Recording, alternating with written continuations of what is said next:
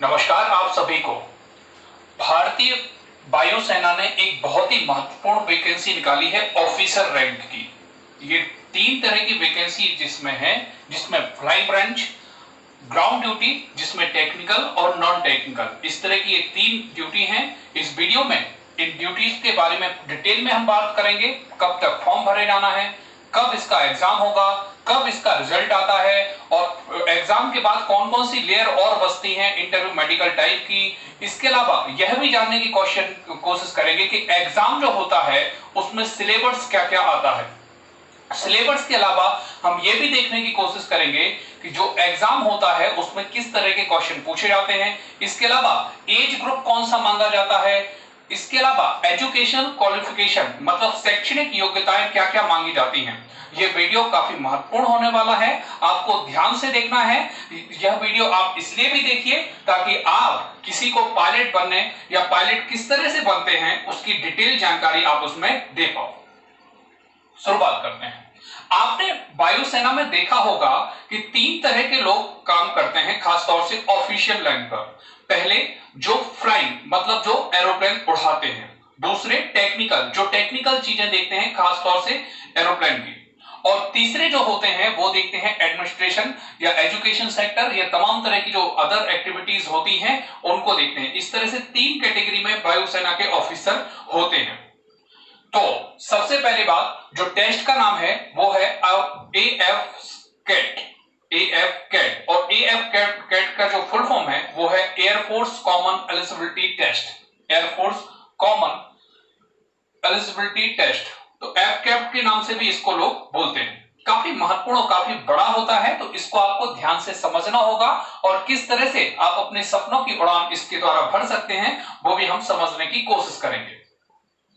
इसमें 3 तरह की जॉब निकली हैं, जिसमें प्राइम ब्रांच है जिसे हम पायलट बोलते हैं।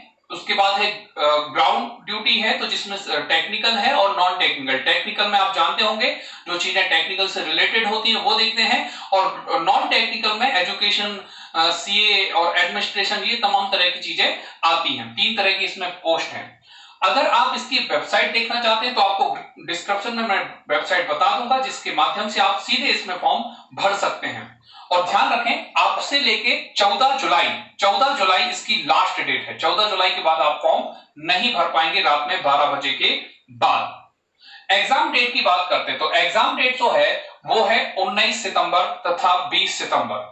क्लियर है? लगभग 2 से 3 शिफ्टों में ये पेपर होगा, डिपेंड करेगा किस आधार पर एप्लीकेशन आ रही है।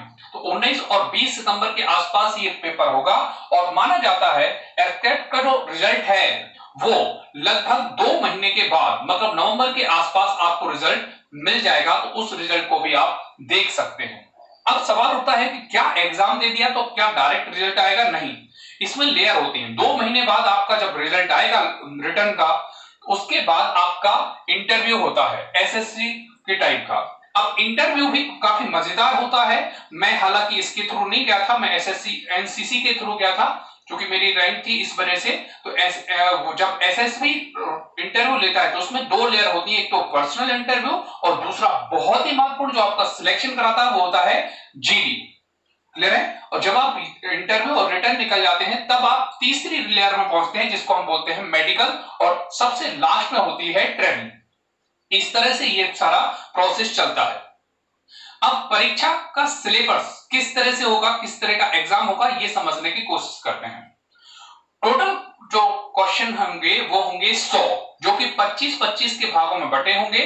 25 नंबर की मैथ्स, रीजनिंग, जीके, इंग्लिश। फिर से बोल रहा हूं, मैथ्स, रीजनिंग, जीके, इंग्लिश।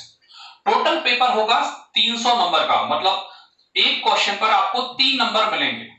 इसमें माइनस मार्किंग भी होती है, वो होती है 1 नंबर की। मतलब जो सरल भाषा में आप समझो तो 1/3 माइनस मार्किंग भी होती है। मतलब गलत नंबर अगर आपने लगाया है, 2 सही क्वेश्चन किए हैं तो 6 नंबर मिलेंगे, एक गलत कर दिया है तो अब आपके कटकर हो जाएंगे 5 नंबर। क्लियर? सॉरी, क्योंकि वो भी क्वेश्चन गलत हुआ है तो 3 नंबर हो गए, अब आपके क्वेश्चन हो जाएंगे 2। फिर से मैं समझाने की साधारण भाषा में कोशिश करता हूं। माइनस मार्किंग क्या होती है? अगर आपने 2 क्वेश्चन किए हैं, दोनों सही हैं तो 6 नंबर, और यदि गलत होता है तो वो क्वेश्चन गए 3 नंबर उसके और 1 नंबर पुराने क्वेश्चन का, मतलब 2 नंबर आपको मिलेंगे। तो इस तरह से माइनस मार्किंग भी होती है। आगे बढ़ते हैं, अब इसमें एज की बात कर लेते हैं, एज क्या क्या है। तो एज जो है वो फ्लाइंग ब्रांच के लिए, जो एज है वो है 20 से 24 साल।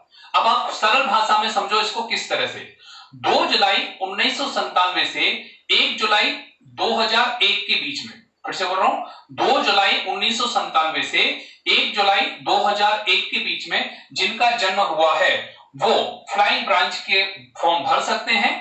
थोड़ा सा आप एजुकेशन और देख लें फिर उसके बाद, क्लियर है। अब दूसरी बात है नॉन टेक्निकल या टेक्निकल ब्रांच। इसमें 2 जुलाई 1995 से, मतलब इसमें 20 से 26 साल है, तो 2 जुलाई 1995 से 1 जुलाई 2001 के बीच इसमें एज मांगी गई है, एज आपको दिख रही होगी।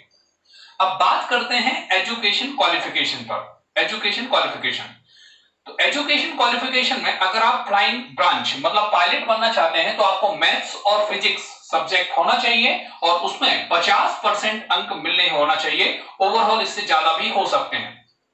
इसके अलावा किसी भी सब्जेक्ट से आपको 60% से ग्रेजुएशन कर लेना है, क्लियर है। वो बीए भी हो सकता है, बीएससी भी हो सकता है, बीकॉम भी हो सकता है, क्लियर है। टेक्निकल ब्रांच के लिए मैथ्स फिजिक्स में 50 नंबर तो है ही, साथ साथ बीटेक में 60% होना जरूरी है। इसके अलावा नॉन टेक्निकल ब्रांच में 12वीं पास होना चाहिए, और 12वीं पास नॉन टेक्निकल में केवल 12वीं पास होना चाहिए, परसेंटेज नहीं बताए गए हैं, लेकिन हाँ ग्रेजुएशन में आपके 60% होना चाहिए। इस तरह की ये डिटेलिंग है। और भी यदि इस जॉब को लेकर आपके कोई भी क्वेश्चन हो आप नीचे कमेंट बॉक्स में जरूर लिखेगा। यह वीडियो आपको कैसा लगा है आप नीचे कमेंट बॉक्स में जरूर लिखेंगे, और इस वीडियो को लाइक करें, शेयर करें, कमेंट करें, और सब छोटे छोटे बच्चों को भी ये दिखाएं जो इस तरह की जॉब पाना चाहते हैं। नमस्कार।